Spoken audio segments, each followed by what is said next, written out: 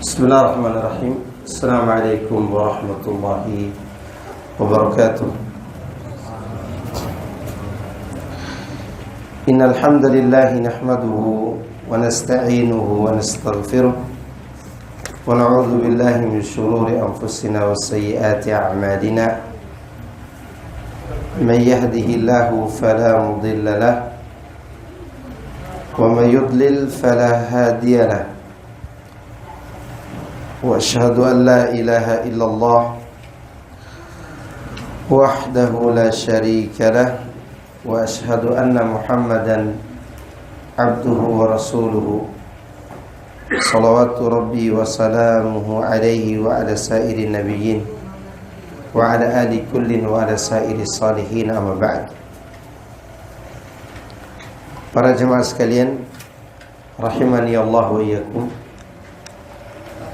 Alhamdulillah, kita bersyukur kepada Allah Subhanahu wa ta'ala atas berbagai macam nikmat yang Allah berikan kepada kita semuanya.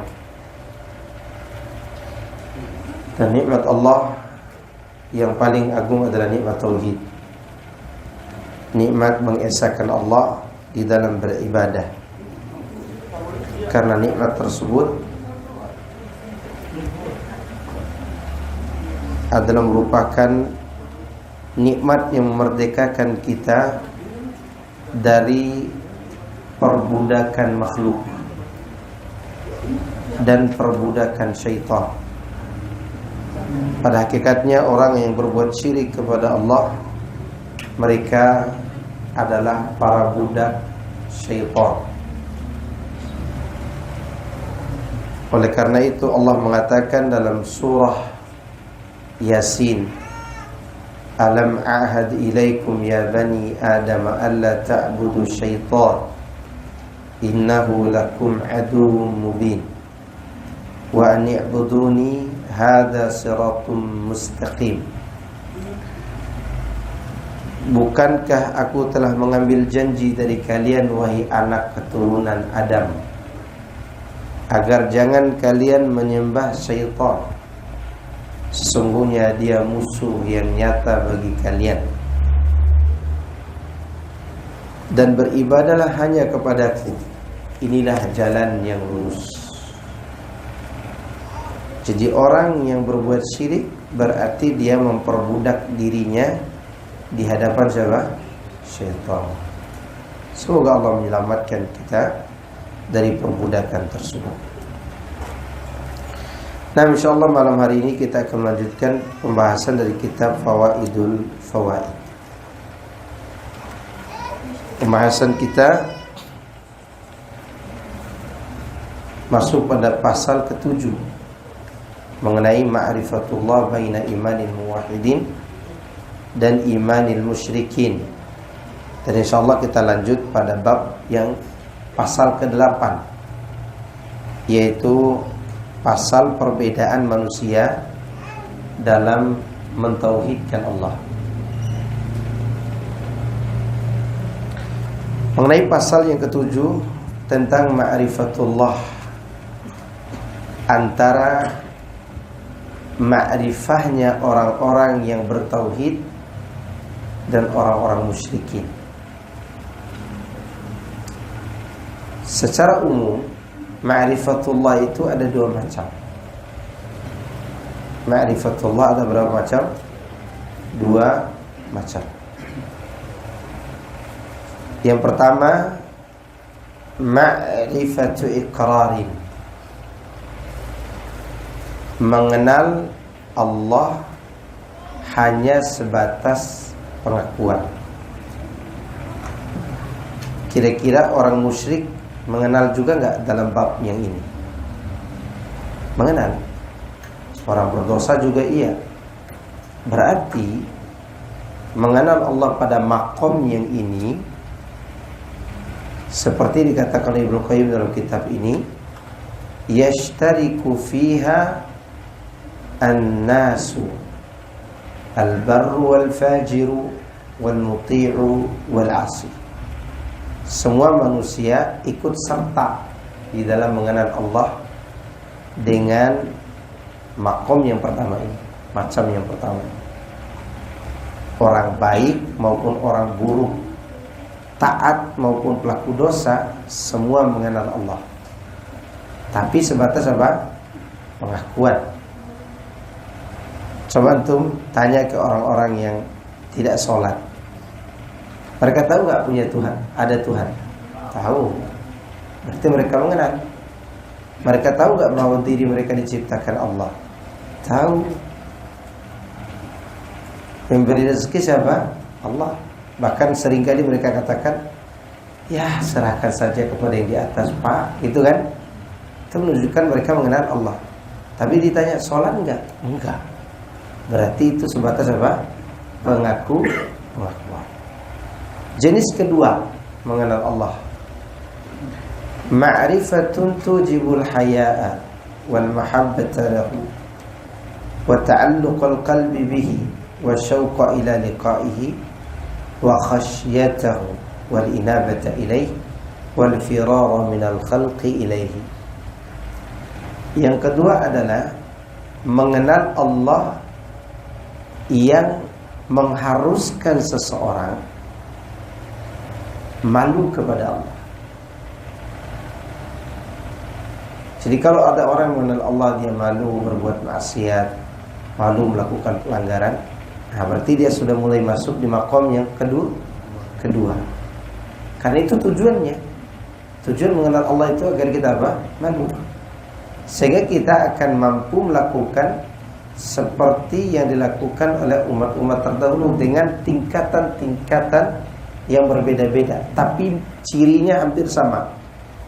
Meninggalkan maksiat karena malu kepada Allah, melakukan ketaatan karena malu kepada Allah. Kalau tidak melakukannya kita malu, ya enggak?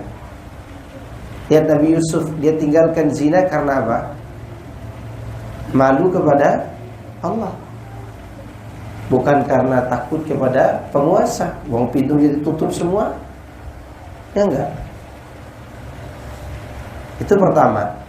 Yang kedua, mengenal Allah dengan macam yang kedua ini, yaitu ma'rif wal mahabbata lahu, menyebabkan seorang semakin cinta kepada Allah.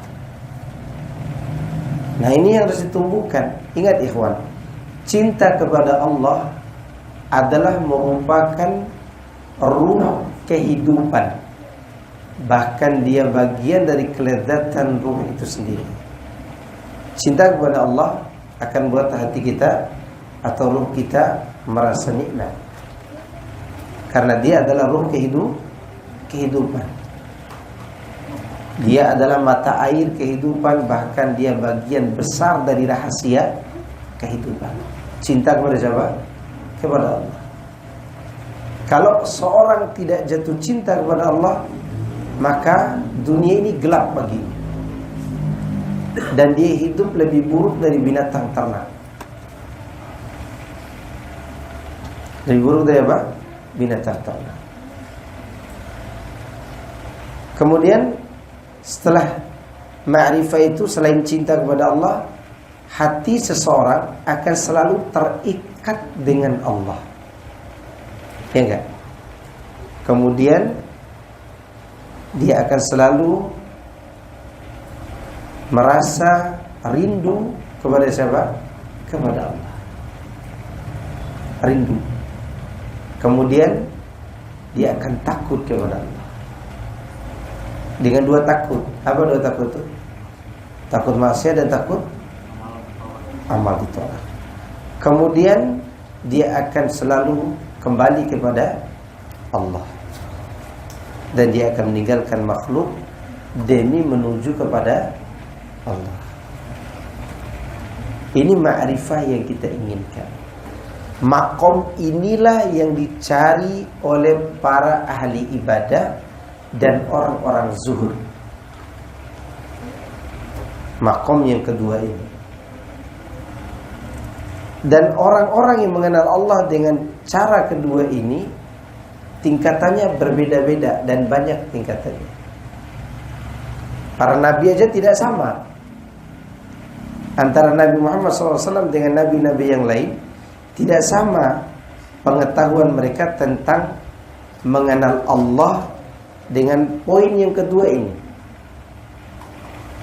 Contoh Nabi SAW nanti di hari kiamat, beliau akan diajarkan oleh Allah memuji Allah dengan pujian yang tidak diajarkan di dunia. Dan itu hanya diajarkan kepada beliau saja, tidak kepada yang lain. Bahkan beliau sendiri mengaku, la uhsi sana'an 'alaika anta kama asnaita 'ala nafsika. Ya Allah, aku tidak sanggup untuk menghitung-hitung pujian untuk dirimu, sedangkan engkau terpuji seperti engkau memuji dirimu sendiri. Berarti antara pengetahuan Rasulullah SAW dengan pengetahuan Allah jauh berbeda. Tentu yang lebih mengenal Allah siapa? Allah sendiri. Maka Rasulullah katakan, anta kama asnaita ala nafsika. Engkau itu engkau terpuji seperti engkau memuji dirimu sendiri. Itulah Allah SWT. Nah, untuk mencapai makom kedua ini, kita butuh dua pintu besar. Tadabbur ayat Al-Quran, itu pertama. Yang kedua, menghayati alam semesta. Pintu untuk mengenal Allah dengan makom kedua ini ada dua pintu besar. Yang pertama, tadabbur ayat-ayat Al-Quran atau sunnah Rasulullah SAW. Yang kedua, menghayati, mentadaburi alam semesta. Yang tujuannya juga dua, agar kita mengenal Allah dengan nama-nama dan sifatnya, dan agar kita menjadi hamba Allah. Setelah mengenalnya jadi apa? Hamba Allah. Dan itu sudah sering saya sampaikan. Seorang tidak akan jadi hamba yang sempurna penghambaannya kalau dia tidak mengenal Allah. Yakini itu. Seorang tidak akan jadi hamba yang sempurna penghambaan dirinya kalau dia tidak mengenal Allah. Maka Ibnu Qayyim mengatakan dalam kitabnya yang lain, selain kitab yang kita bahas ini, fa biqadril ma'rifah yakunu ta'zimu li rabbi fil qalb. Sejauh mana kita mengenal Allah, sebesar itu kita mengagungkannya dalam hati kita. Itu nikmat yang luar biasa. Dan setelah itu seorang hamba akan hidup dengan tentram, karena itu karunia yang besar yang Allah berikan pada dirinya di dunia. Ingat ya, karunia terbesar di dunia ini apa? Mengenal Allah, kemudian setelah itu kita tunduk di hadapan Allah. Itu nikmat terbesar. Nikmat inilah yang menempati peringkat pertama dalam meraih keutamaan dalam sabda Nabi, "May yuridillahu bi khairan yufaqihu fiddin." Siapa yang diinginkan kebaikan oleh Allah, Allah akan pahamkan agama kepadanya. Dipahamkan nama-nama dan sifat Allah. Baik, pasal yang ke-8. Tafawutun nas fi tauhid. Perbedaan manusia dalam tingkatan mentauhidkan Allah.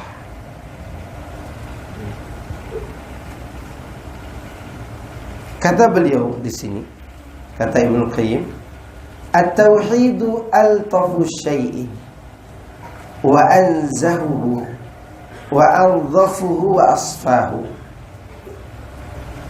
Tauhid adalah sesuatu yang paling halus,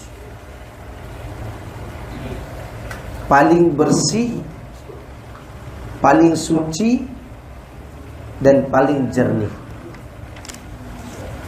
Udahnya dia halus, lembut, bersih, suci, jernih lagi.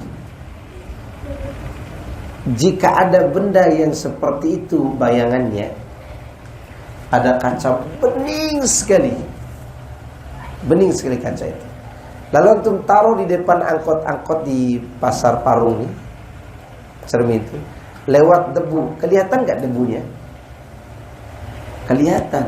Sejernih itu pasti sensitif, ya nggak? Itulah tauhid.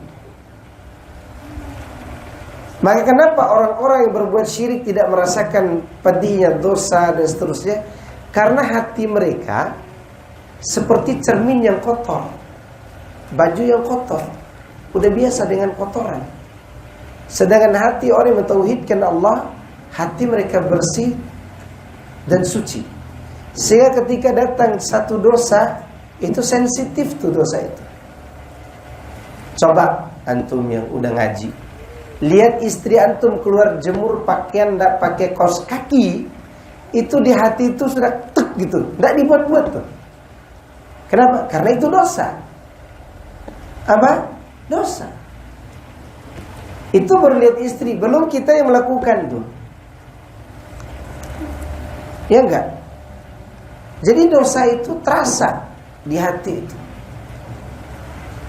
Seorang yang tauhidkan Allah, dia membunuh seekor ayam dan dia tidak makan, dia merasa berdosa enggak? Dosa. Jangan kata sengaja bunuh, dia tabrak itu ayam orang, itu merasa berdosa, bersalah. Kenapa? Itu sensitif, hati itu sensitif. Maka di sini kata Ibnu Qayyim, fa'adna syai'in yukhdishuhu wa yudannisu wa yu'assiru fihi.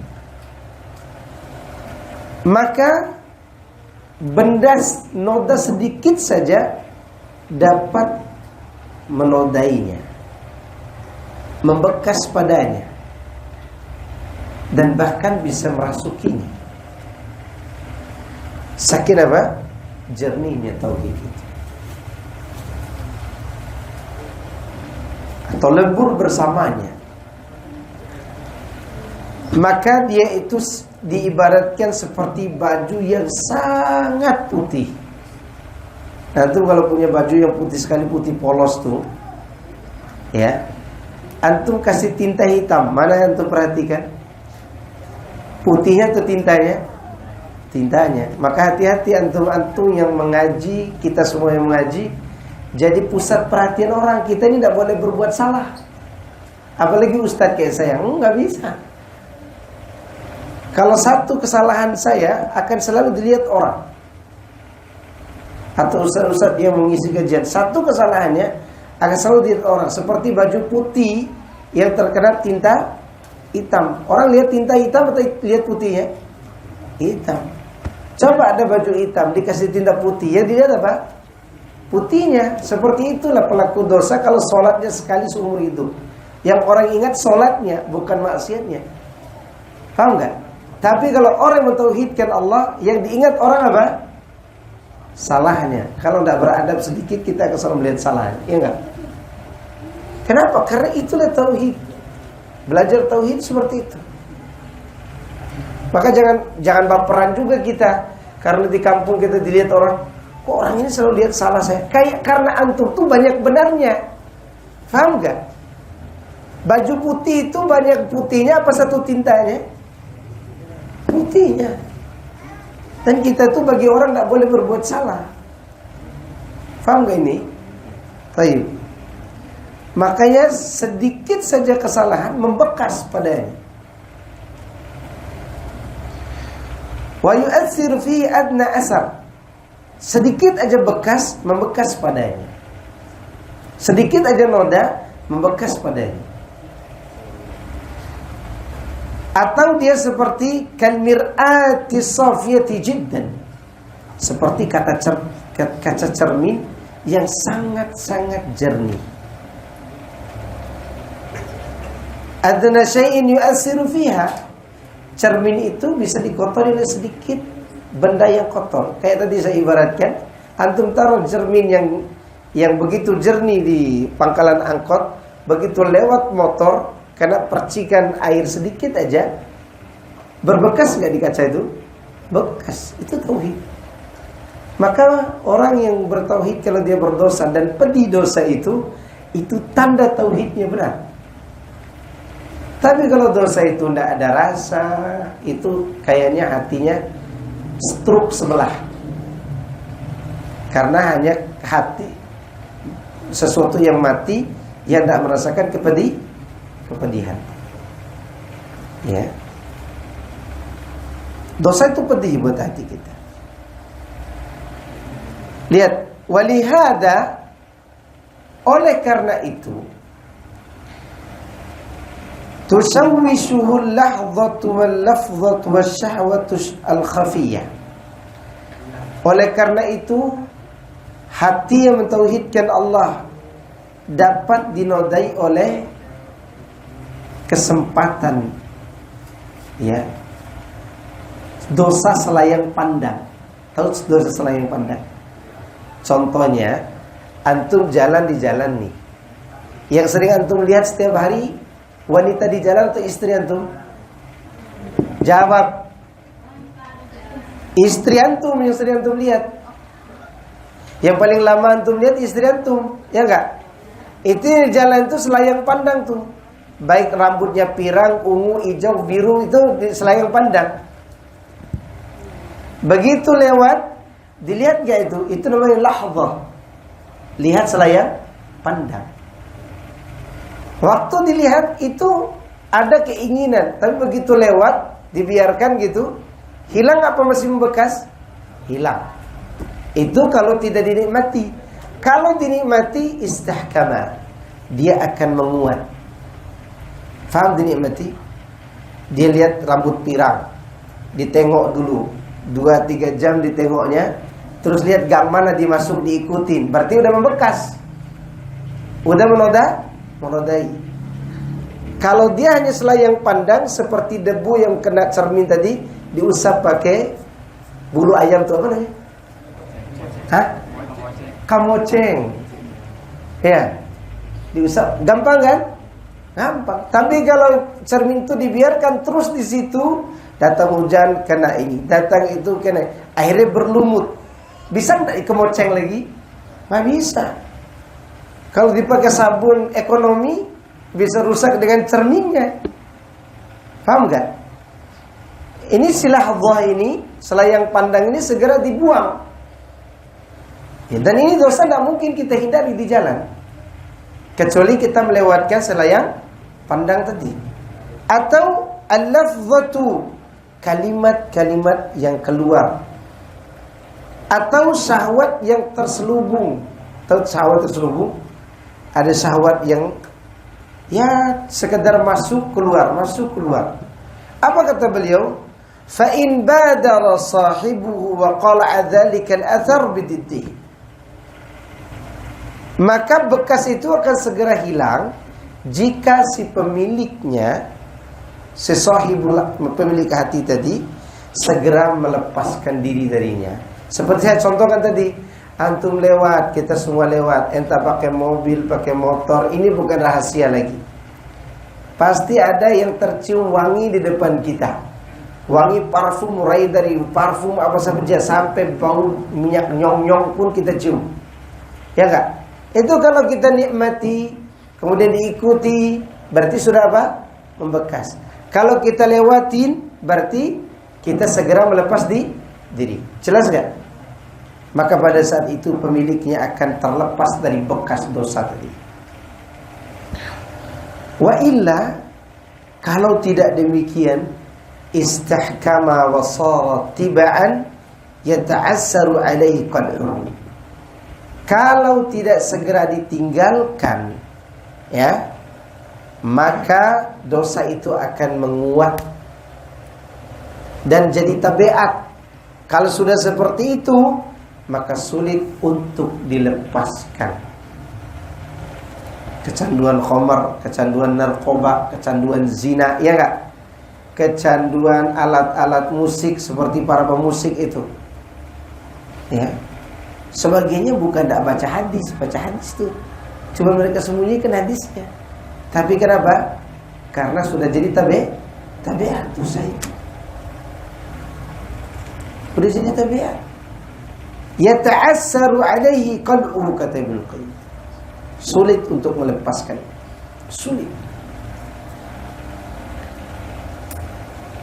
Nah, hanya saja kata beliau, hadhil athar wat tubu' allati tahsul fihi, noda-noda dan tabiat buruk yang didapatkan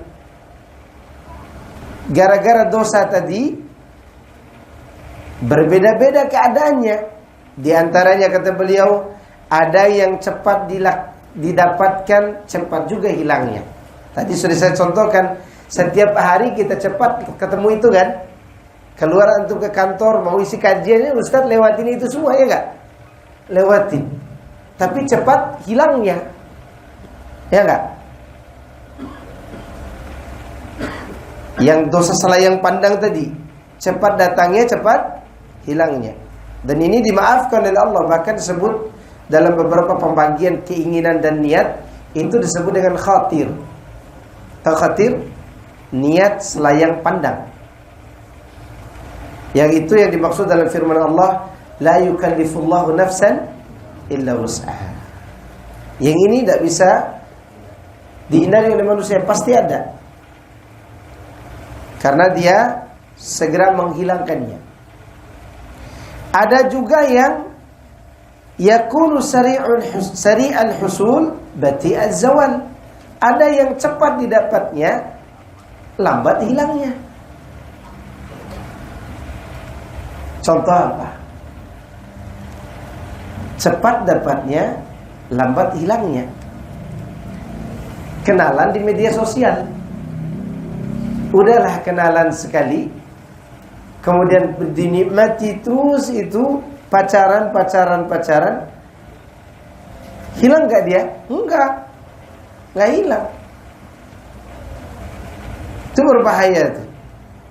Udahlah cepat dia dapat, kemudian apa? Lambat dia hilangnya. Kemudian ada yang lambat didapatkan, cepat hilangnya. Ini saya tidak tahu contohnya apa. Ada juga yang lambat didapatkan, lambat juga hilangnya. Contoh orang seniman musik. Jadi pemusik itu, apa ketika dia pegang gitar langsung jadi pemusik? Enggak. Untuk jadi senimannya kapan dia? Dia harus latih dulu. Dia belajar kunci C, kunci G, kunci A. Itu dipelajari semua tuh. Bagaimana membuat melodi, bagaimana mengetik bass, itu dipelajari semua. Sehingga dalam waktu yang lama dia pelajari, dia dapatkan yang dia tuju. Ketika datang nas yang mengharamkan, gampang gak dilepaskan? Enggak gampang.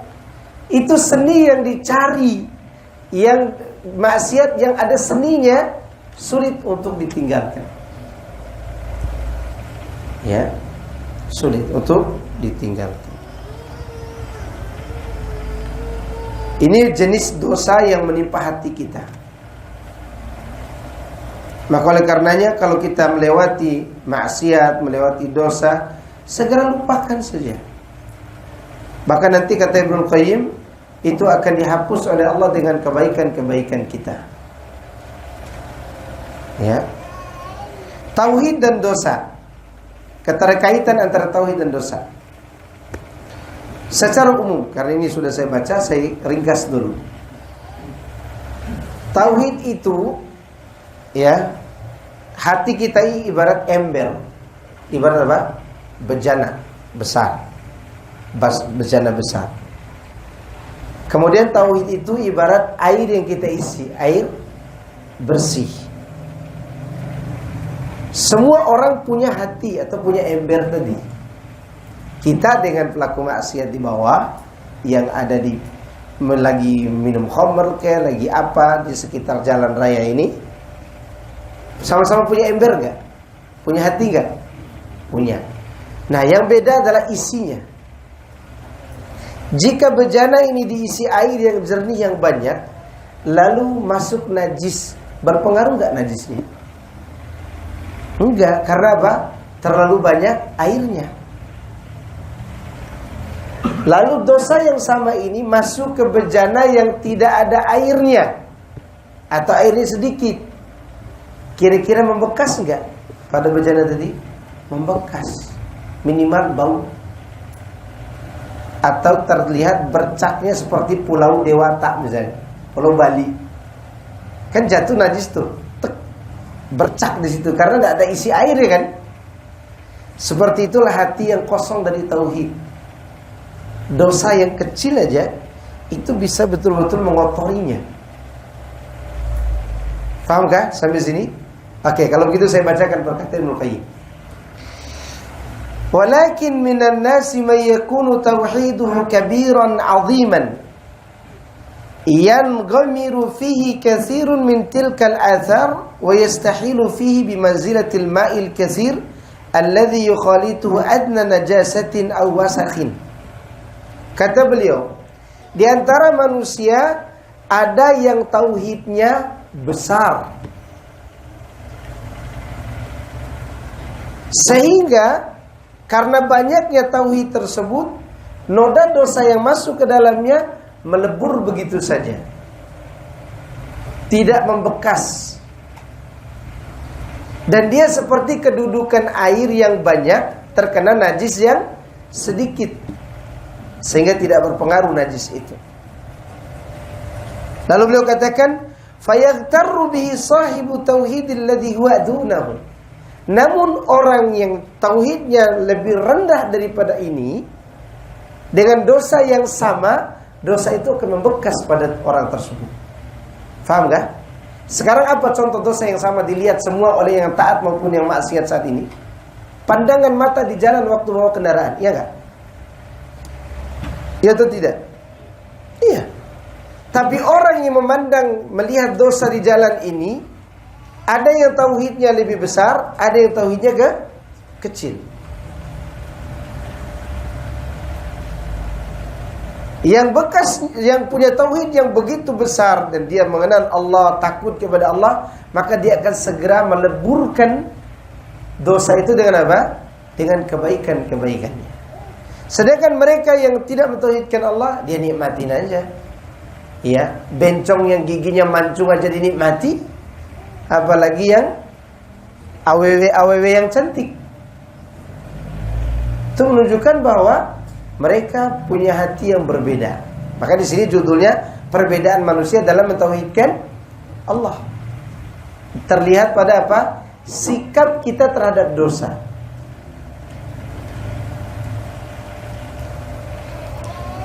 Orang yang tauhidnya lemah, dosa itu akan membekas padanya. Meskipun dosa itu juga merasuki, mengenai orang-orang yang tauhidnya besar. Ya. Sehingga yang lemah tauhidnya nampak bekasnya, yang kuat tauhidnya dosa itu melebur. Nampak yang dimaksud di sini berbekas pada hati orang yang berbuat yang lemah tauhidnya tadi.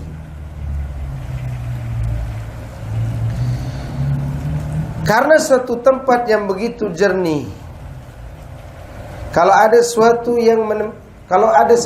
yang mengenainya dari najis, maka najis itu langsung dibersihkannya. Dan itu tidak dicapai oleh orang yang lemah atau kurang kejernihannya. Ini alasannya. Alasan berikutnya, fa inna quwwatal iman wa tauhid idza kanat qawiyatan jiddan ahalatil mawad ar-radi'ata wa qaharatha bikhilafil quwwati dhaifah. Karena sungguhnya kekuatan iman dan kekuatan tauhid, apabila dia sangat-sangat kuat, maka dia bisa menyingkirkan dosa-dosa yang rendah tadi, dan dia dapat menguasainya, artinya mengontrol diri. Seperti Nabi Yusuf, di hadapannya ada zina nih, gratis lagi. Nah, ada yang lihat. Nabi Yusuf punya keinginan, sebagai wanita itu punya keinginan, tapi dia bisa nahan diri. Kenapa? Karena dia orang yang kuat tauhidnya. Padahal itu ada kesempatan. Bukan lagi kesempatan dalam kesempitan, betul-betul dalam sempit-sempitnya sempit. Tidak ada lagi orang yang melihat.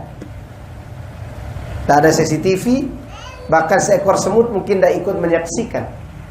tapi dia menyaksikan kebesaran Allah. Itu hebatnya tauhid itu. Karena kuatnya tauhid, seorang akan menguasai nafsunya. Berbeda dengan orang yang lemah tauhidnya.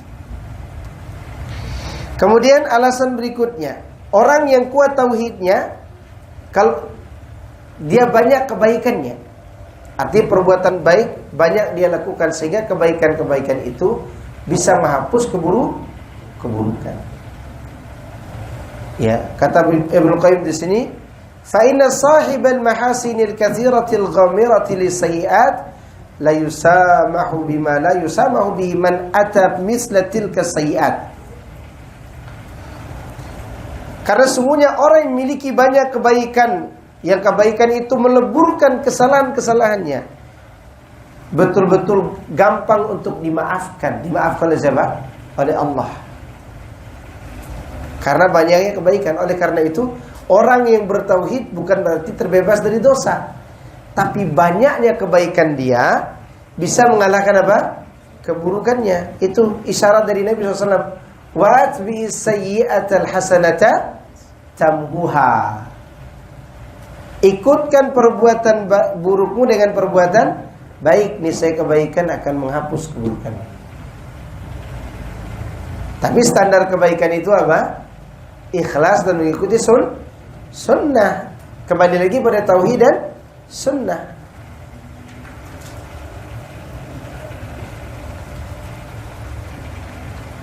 Dan itu tidak didapatkan oleh orang yang tidak memiliki kebaikan yang banyak apabila dia melakukan dosa yang sama. Paham gak? Yang sedikit kebaikan dengan yang banyak kebaikan. Ini sedikit kebaikan, banyak kebaikan, tapi dosa yang dilakukan sama. Kira-kira sama gak disikapi oleh Allah? Tidak.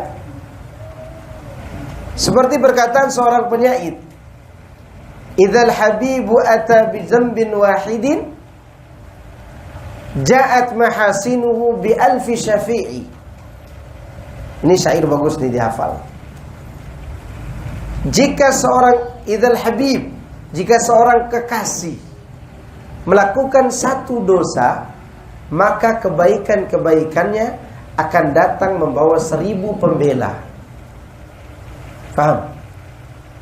Seharusnya begini sikap kita kepada pasangan kita juga. Ya, antum lihat satu kesalahan istri antum, yang antum ingat, dia cuci piring, dia masak, dia melahirkan, dia cuci baju, sampai wajahnya yang cantik mulai tidak cantik gara-gara capeknya mengurus kita. Tapi ada satu kesalahan. Apa kesalahannya? Kalau masak kebanyakan garam sama cabai. Masa itu yang kita ingat terus? Paham kan di sini?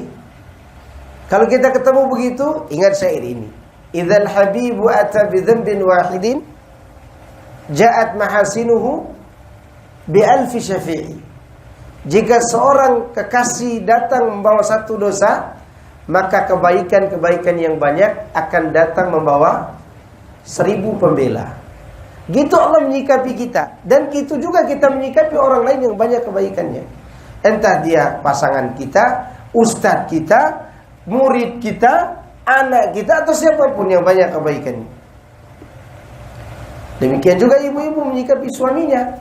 Suaminya udah dekil, bau ketek, keringatan, baru saja pulang cari uang tuh. Ya Kak? Ada satu kesalahannya, ingat banyak kebaikannya. Karena itu akan membuat kita menghargai orang lain. Sebagaimana Allah menghargai orang-orang yang bertauhid, melakukan kesalahan tapi masih tersisa banyak kebaikannya. Kemudian di antara sebab kenapa tauhid yang banyak tadi bisa menghapus kesalahan, karena jujurnya dalam berniat dan kuatnya dalam berkeinginan serta sempurnanya ketundukan akan menghapus semua tawaran-tawaran dosa tadi, akan menghilangkan noda-noda tadi. Niat baik kita dengan amal yang sedikit, kalau betul-betul kuat niat kita dan jujur, maka kejujuran kita dalam berniat itu, meskipun amal kita kecil, bisa menghapus kesalahan. Contoh mana? Seorang wanita yang memberi minum anjing, banyak kebaikan gak wanita itu? Enggak. Itu wanita pelacur tuh. Tapi dia mengambil air dengan sepatunya, dengan apa? Bejananya atau sepatunya itu, lalu dia berikan pada anjing. Dan Allah berterima kasih. Kenapa Allah berterima kasih? Karena tulusnya dia berniat. Dan Allah ampuni dia. Kalimat ampuni dia di sini, kalau dia masih hidup, artinya Allah jauhkan dia dari dosa yang sama. Karena kalimat ampunan di dunia artinya dosanya diampuni, dianya dijaga dari dosa yang sama. Bukan berarti setelah itu wanita itu terus melacur, enggak. Kan sudah maghfirah. Apa arti maghfirah? Dihapus kesalahan, dijaga dari dosa yang sama di masa yang akan datang. Kalau mau move on dari mantan, begitu caranya. Ya. Caranya apa? Banyak beristighfar. Orang kalau bertobat dia tidak bisa move on dari mantannya, ada masalah. Karena istighfar fungsinya apa? Menghapus dosa dan menghalangi kita dari dosa yang sama yang pernah kita lakukan sebelumnya. Nah, wanita itu ampuni sesuai dengan makna maghfirah tadi. Ya. Bukan itu aja diamalkan berarti, tapi setelah itu Allah berikan hidayah. Jelas enggak? Nah, kekuatan kejujuran niat kita akan membawa kita kepada kebaikan. Contoh yang lain. Salman Al-Farisi, apa yang membuat dia sampai masuk Islam? Kejujuran dia mencari kebenaran. Dia datang jauh dari Persia, dibawa ke Syam, digiring ke Irak, dari Irak kembali lagi ke satu tempat sebelum ke Turki, setelah itu baru ke Turki, dari Turki digiring ke satu tempat, ya, apa namanya itu, sebelum Madinah, saya lupa namanya, sebelum kota Madinah, masih jauh. Di situ diberi Yahudi dan dia ditipu oleh orang-orang Turki yang mengantar dia ke kota Madinah. Diperbudak orang, dijual lagi ke orang-orang Yahudi ke Madinah. Tapi kejujuran dia untuk mencari kebenaran tidak pernah terputus sampai dia masuk Islam. Abu Talib, dia dekat dengan Nabi Rasulullah SAW. Dia membela Rasulullah SAW, tapi dia tidak mau melepaskan ajaran nenek moyangnya dari hatinya. Berarti noda itu masih ada dan dia tidak jujur dan tidak jernih. Maka Abu Talib yang dekat dengan Nabi tidak dapat hidayah, Salman Al-Farisi dapat hidayah. Kalau ada orang dekat-dekat ustadz-ustadz, kiai-kiai, syekh-syekh hanya sekedar ingin cari nama, maka sebentar lagi dicabut hidayah itu. Dan sudah terjadi di tempat ini. Ya enggak? Hati-hati. Kita harus punya niat tulus dalam mencari hidayah, mencari kebaikan, melakukan kebaikan. Karena itu akan ikut menghapus kesalahan kita dan menghapus nikmatnya dosa dari hati kita. Ingat, dosa itu nikmat atau tidak? Nikmat. Tapi niat yang tulus itu insya Allah akan menghapus kenikmatan itu. Nah, itu kita cari. Dan semoga Allah SWT menjadikan kita semuanya orang-orang yang selalu mempertahankan tauhid kita. Kesimpulannya, manusia yang mentauhidkan Allah itu ada 3 secara umum. Dari 3 ini berbeda-beda lagi mereka dari tingkatan ini. Yang pertama, mereka yang melakukan dosa, yang dosanya membekas pada tauhidnya, tapi tidak keluar Islam. Orang ini disebut zalimu li nafsi. Disebut apa? Zalimu li nafsi, menganiaya diri sendiri. Yang kedua, mereka yang rajin menjalankan ketaatan dan menjauhi larangan, tapi tidak sedikit meninggalkan yang sunnah. Ini disebut muqtasid, orang yang pertengahan, selamat tapi harus melalui hisab. hisab, hanya ditanya disuruh ngaku dosanya. Yang ketiga, mereka yang segera melakukan kebaikan.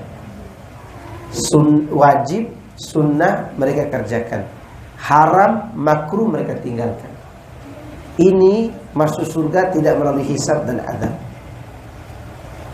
Tapi ketiga golongan ini tetap masuk surga semuanya.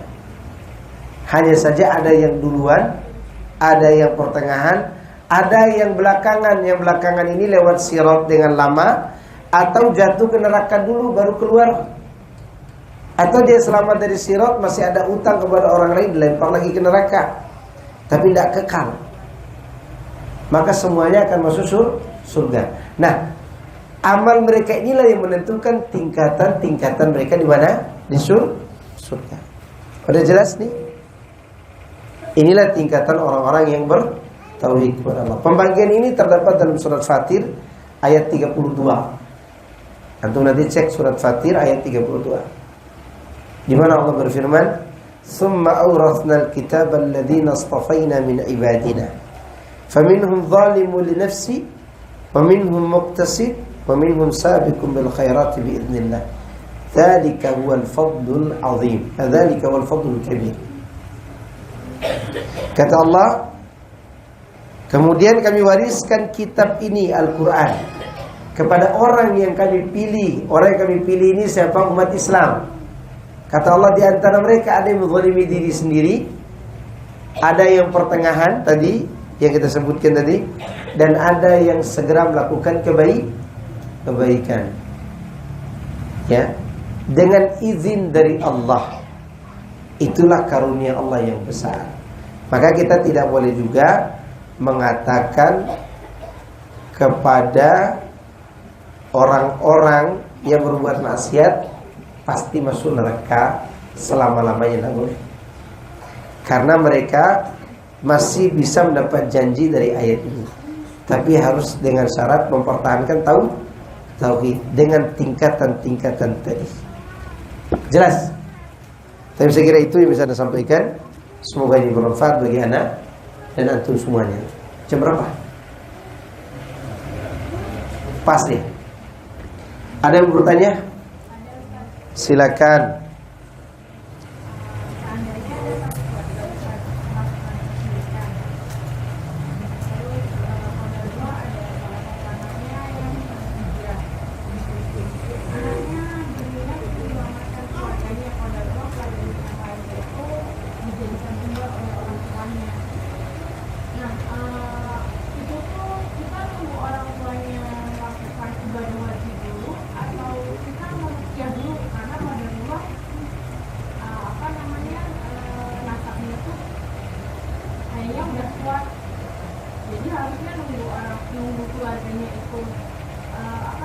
Wafat.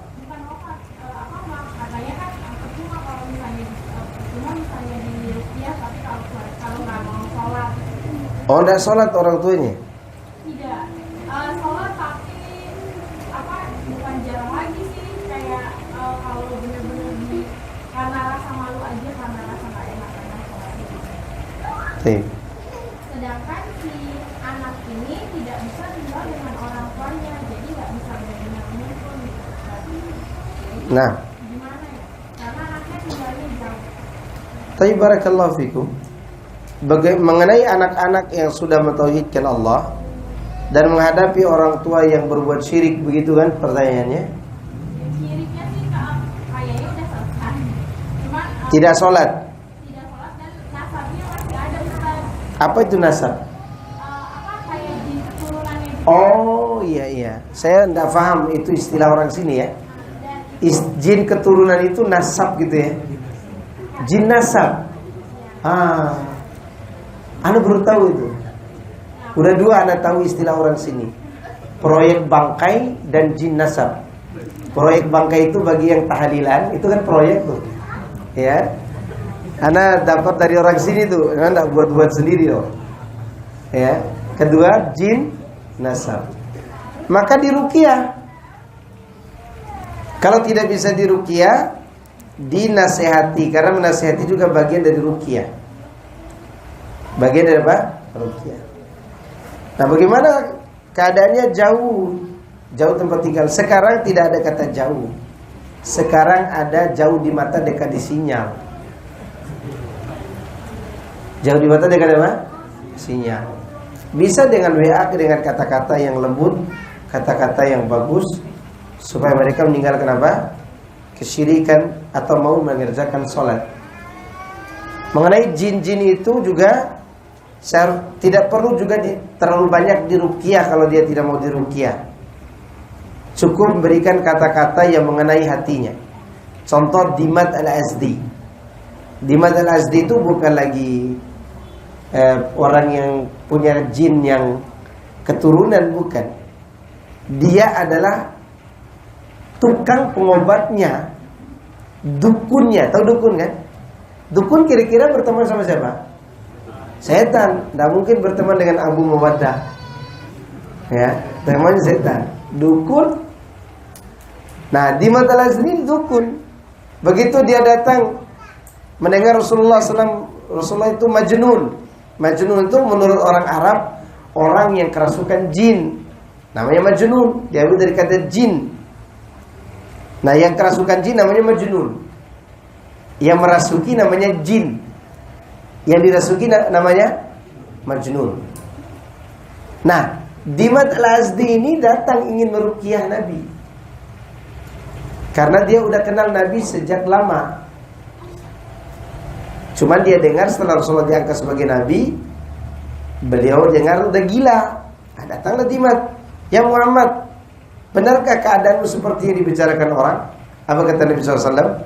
Innal hamdalillah nahmaduhu wa nasta'inuhu wa nastaghfiruh. Sampai akhir khutbatul hajah. Apa kata Dimat Al-Azdi? Tolong ulangi sekali lagi. Diulangi sekali lagi. Begitu Nabi mengulangi, sekali lagi.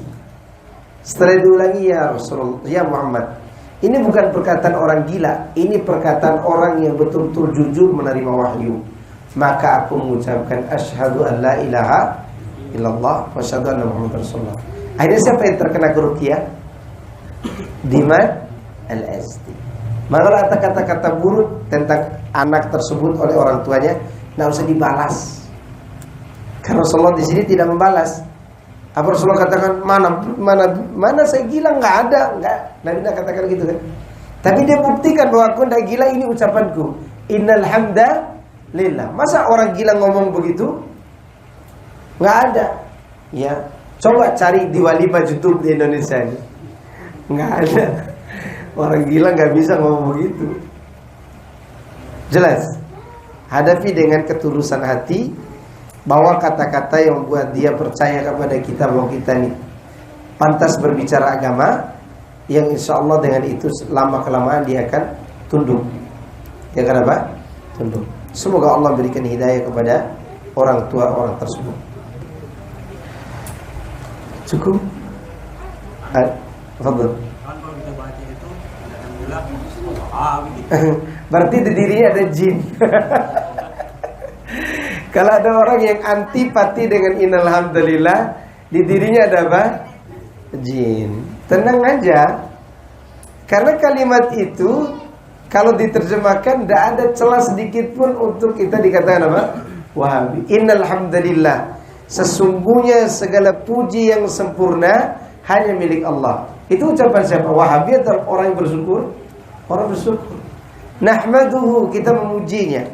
Wa nasta'inuhu, kita mohon pertolongan kepadanya. Wa nastaghfiruhu, kita mohon ampun kepadanya.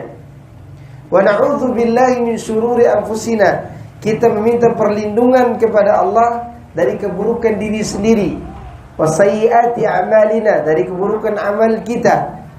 May yahdihillahu fala mudhillalah, siapa yang diberi hidayah tidak akan ada yang bisa menyesatkannya. Wa may yudlil fala hadiyalah, siapa yang disesatkan oleh Allah tidak ada yang bisa berinya hidayah. Ya kan? Asyhadu an la ilaha illallah wa asyhadu anna Muhammadar Rasulullah. Mana kata Wahabi? Ajaran siapa itu? Itu ajaran Rasulullah SAW. Maka Dimat Al-Azdi mengatakan, enggak, ini bukan ucapan orang gila. Ini ucapan orang yang terima wahyu. Maka dia langsung bersyahadat kan.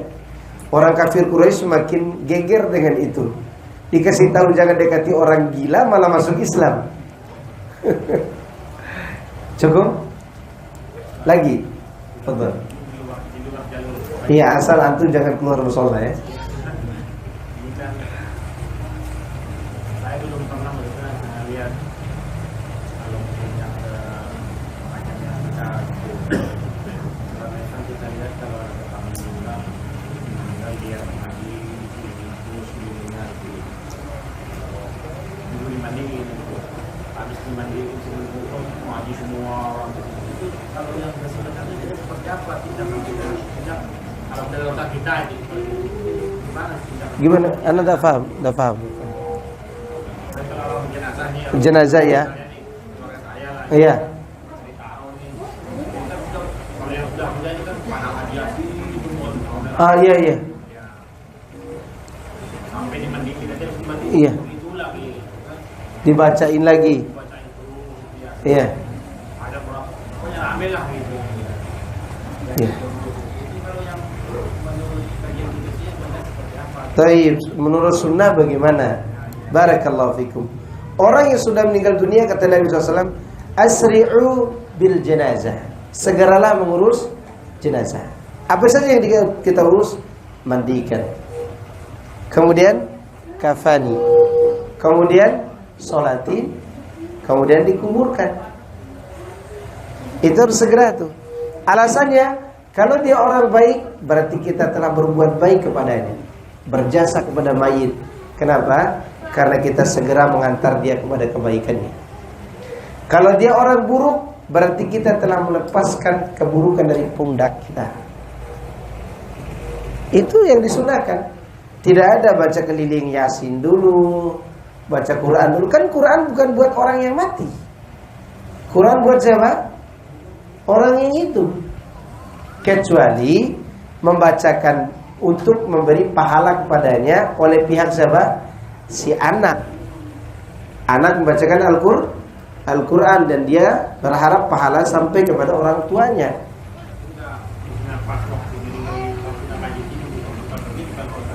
Enggak. Waktu meninggalnya kita talkinkan la ilaha illallah. Waktu dia mau wafatnya, sakratul maut. Setelah meninggal, urus jenazah jangan di ngaji, bacain Quran nunggu lama.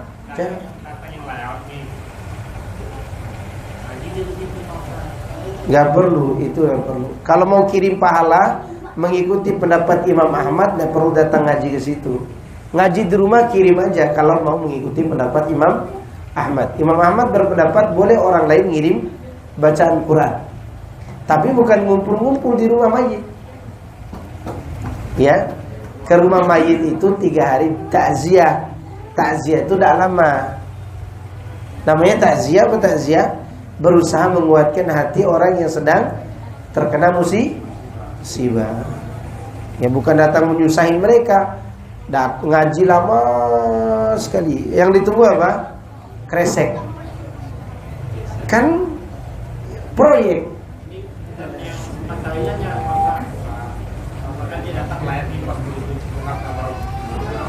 Iya. Tidak perlu.